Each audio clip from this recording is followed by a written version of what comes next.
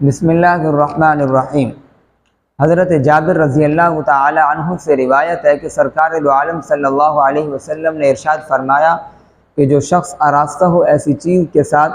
جو حقیقت میں اس کے اندر موجود نہیں ہے تو وہ جھوٹ کے دو لباس پہننے والے کی طرح ہے۔ اس کا مطلب یہ ہے کہ اگر کوئی شخص لوگوں کے سامنے اپنی کسی ایسی صفت کو ظاہر کرتا ہے جو حقیقت میں اس کے اندر موجود نہیں ہے تو گویا سر سے لے کر پاؤں تک اس نے اپنے اوپر جو ہے وہ جھوٹ کو لپیٹ رکھا ہے۔ جس طرح سر سے لے کر پاؤں تک سارے کے سارے لباس نے انسان کے جسم کو ڈھانپا ہوتا ہے، ایسے ہی وہ شخص جس کے اندر کوئی ایسی صفت موجود نہیں ہے اور وہ لوگوں کے سامنے کسی ایسی صفت کو ظاہر کر رہا ہے جو حقیقت میں اس میں نہیں پائی جاتی تو گویا اس نے بھی سر سے لے کر پاؤں تک اپنے آپ کو جسم میں ڈھانپ لیا ہے۔ تو مطلب اس حدیث کا یہ ہے کہ کوئی آدمی دھوکہ دینے کے لیے اپنے اندر کسی ایسی صفت کو ظاہر کرتا ہے جو حقیقت میں اس کے اندر موجود نہیں ہے۔ مثلا ایک شخص عالم نہیں ہے لیکن اپنے آپ کو عالم ظاہر کرتا ہے، اسی طرح ایک شخص کسی خاص منصب کا جو ہے وہ حامل نہیں ہے لیکن اپنے آپ کو ایک خاص منصب کا حامل ظاہر کرتا ہے، اسی طرح ایک شخص کسی خاص حسب و نسب سے تعلق نہیں رکھتا مگر اپنے آپ کو جو ہے وہ ایک خاص اور مشہور معروف جو ہے وہ قبیلے کے حسب و نسب سے اپنے تعلق کو ظاہر کرتا ہے۔ ایک شخص مالدار نہیں ہے لیکن اپنے آپ کو مالدار ظاہر کرتا ہے۔ بہرحال جو صفت انسان کے اندر موجود نہیں ہے وہ بناوٹی طور پر اس صفت کو ظاہر کرتا ہے تو گویا کہ وہ جھوٹ کے دو لباس پہننے والے کی طرح ہے۔ تو اس حدیث میں اس پر وعید فرمائی گئی ہے۔ مثلا ہمارے معاشرے میں اس کے اندر جو ہے وہ بہت زیادہ ابتلا پایا جاتا ہے کہ لوگ اپنے آپ کو کسی ایسے نسب اور خاندان سے منسوب کر دیتے ہیں جن کے ساتھ جو ہے وہ حقیقت میں تعلق نہیں ہوتا۔ جیسے کوئی شخص صدیقی نہیں ہے لیکن اپنے آپ کو صدیقی لکھتا ہے، ایسے ہی کوئی شخص فاروقی نہیں ہے لیکن اپنے آپ کو فاروقی لکھتا ہے، انصاری نہیں ہے انصاری لکھتا ہے، ایسے کوئی شخص قریشی نہیں ہے لیکن اپنے آپ کو قریشی لکھتا ہے، لہذا اپنے آپ کو کسی ایسے نسب کی طرف جو ہے وہ منسوب کرتا ہے جو حقیقت میں اس کے اندر موجود نہیں ہے، حقیقت میں اس کا کچھ اس کے ساتھ تعلق نہیں ہے۔ اس گناہ کو جھوٹ کے کپڑے پہننے والے سے اس لیے تشبیہ دی گئی ہے، اس نے لوگوں کے سامنے ایک اپنی ایسی حیثیت ظاہر کر رکھی ہے جو حقیقت میں اس کے اندر جو ہے وہ موجود نہیں ہے تو گویا کہ اس نے ایک بہت بڑا گناہ کر رکھا ہے۔ یہ ایک ایسا دائمی گناہ ہے جو انسان کے ساتھ ہر وقت لگا رہتا ہے۔ تو اس پر حضرت مولانا مفتی شفیع عثمانی رحمۃ اللہ علیہ نے ایک مستقل رسالہ تحریر فرمایا جس کا نام انہوں نے غایات النسب کے نام سے رکھا۔ ہندوستان میں یہ بات بہت عام ہو چکی تھی کہ جو جولاہے ہیں کپڑا بننے کا جو کام کرتے ہیں وہ اپنے نام کے ساتھ انصاری لکھتے تھے، اور اسی طرح جو گوشت فروخت کرنے والے کسائی ہیں وہ اپنے نام کے ساتھ جو ہے وہ قریشی لکھتے تھے۔ مفتی شفیع عثمانی رحمۃ اللہ علیہ نے ایک غایۃ النسب کے نام سے ایک رسالہ تحریر فرما کر اس بات کی طرف توجہ دلائی ہے کہ نسب کے بارے میں جھوٹا بیان کرنا، غلط بیان کرنا یہ ایک بہت بڑا گناہ ہے، اور اس کے بارے میں کئی احادیث بھی آئی ہیں جس سے آپ صلی اللہ علیہ وسلم نے منع فرمایا۔ تو اس رسالے کے لکھنے کے بعد ان ہندوستان کے لوگوں نے حضرت مفتی شفیع عثمانی رحمۃ اللہ علیہ کے بارے میں ایک طوفان کھڑا کر دیا کہ انہوں نے ہمارے بارے میں ایک سخت کتاب لکھی ہے، لیکن حقیقت وہی ہے جو نبی کریم صلی اللہ علیہ وسلم نے بیان فرمائی ہے۔ بات دراصل یہ ہے کہ نسب اور خاندان کا معاملہ ایسا ہے کہ کسی دینی فضیلت پر موقوف نہیں ہے۔ کوئی شخص کسی بھی خاندان یا نسب سے یا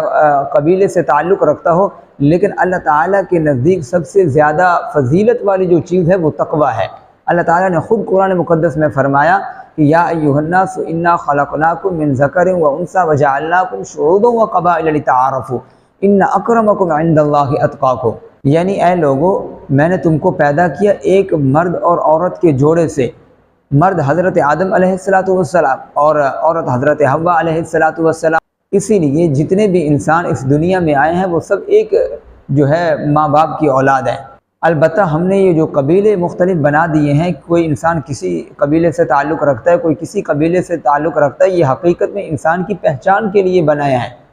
کہ یہ شخص فلاں قبیلے کا ہے، یہ شخص فلاں جو ہے وہ حسب و نسب کا ہے، اس کا فلاں کے ساتھ یہ نسب ہے اور جو فلاں قبیلے سے ہے، یہ تو تمہاری پہچان کے لیے بنایا ہے تاکہ تمہاری پہچان میں دشواری پیدا نہ ہو۔ تو بلا وجہ اپنے نسب کو دوسرے کی طرف منسوب کر کے لوگوں کو غلط فہمی میں رکھنا یہ ہرگز درست نہیں ہے، یہ جائز نہیں ہے۔ آپ صلی اللہ علیہ وسلم نے اس پر وعید فرمائی ہے۔ تو اسی طرح ایک مسئلہ اور بھی ہے جس پر قرآن کریم نے تقریباً جو ہے وہ ایک آدھا رکوع نازل کیا ہے۔ مثلا کوئی شخص ایسا ہے کہ اس کی کوئی اولاد نہیں ہے، وہ کسی کا لے پالک بیٹا اپنی پرورش میں لے لیتا ہے یا کسی کی بیٹی لے کر جو ہے وہ اس کی پرورش کرتا ہے، تو حقیقت میں شرعاً یوں کرنا تو جائز ہے، ٹھیک ہے۔ اگر تم نے لے پالک بیٹے کو یا بیٹی کو اپنی پرورش میں رکھا ہے، جب تم نے اس کو پکارنا ہے تو ان کے اصل باپ کے نام سے ان کو پکارنا ہے، اور اسی طرح رشتے کے جتنے جو ہیں وہ احکام ہیں وہ ان کے باپ کی طرف منسوب کیے جائیں گے۔ تو اسی طرح کسی شخص نے اگر لے پالک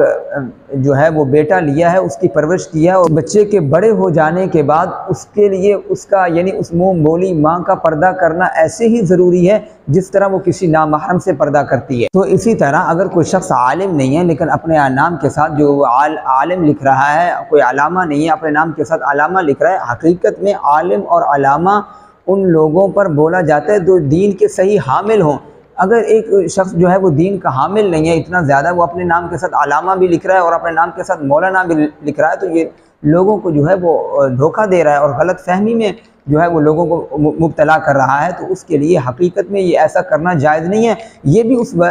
جو ہے وہ حدیث کی اس وعید کے اندر داخل ہے۔ اور اسی طرح ایک لفظ پروفیسر، معاشرے کی اصطلاح میں پروفیسر ایک بہت بڑا منصب سمجھا جاتا ہے، اور اس کی کچھ خاص جو ہیں وہ شرائط ہوتی ہیں،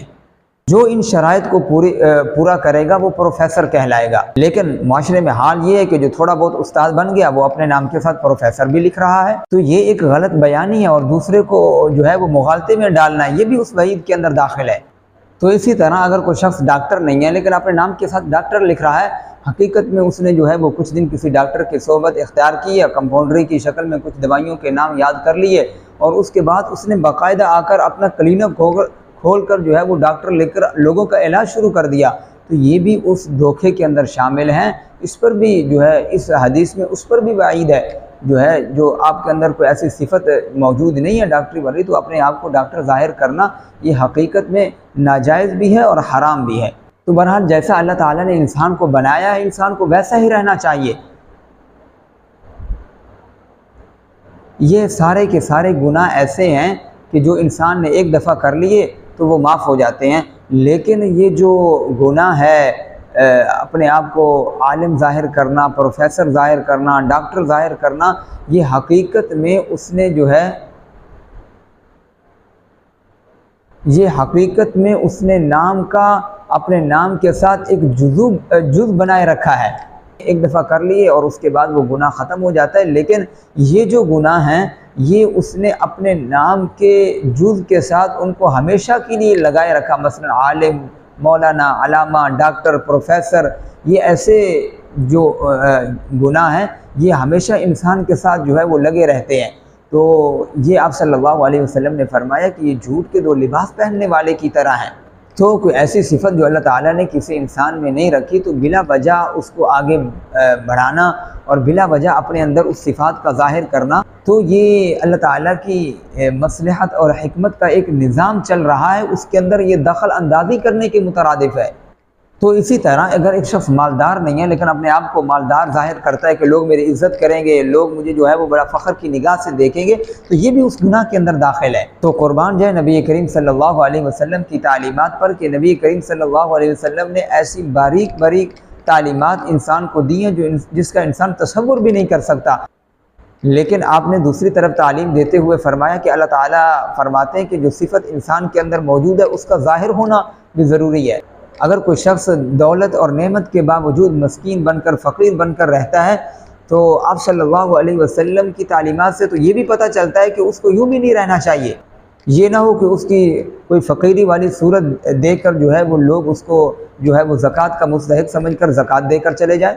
نہ ہی اپنے آپ کو جو ہے وہ اتنا زیادہ ظاہر کرو جو اس وعید کے اندر داخل ہو جاؤ، اور نہ ہی اپنے آپ کو اتنا کم ظاہر کرو کہ اللہ تعالیٰ کی نعمت کی ناقدری اور ناشکری ہو۔ کہ علم کا معاملہ بھی یہی ہے، اگر اللہ تعالیٰ نے انسان کو علم عطا فرمایا ہے تو اس کا مطلب یہ نہیں ہے کہ وہ اس ایک کونے میں جا کر آرام سے بیٹھ جائے اور یہ سمجھے کہ میں اب تواضع اختیار کروں گا تو لوگ مجھے بڑا عالم سمجھیں گے۔ اگر اللہ تعالیٰ نے کسی کو نعمت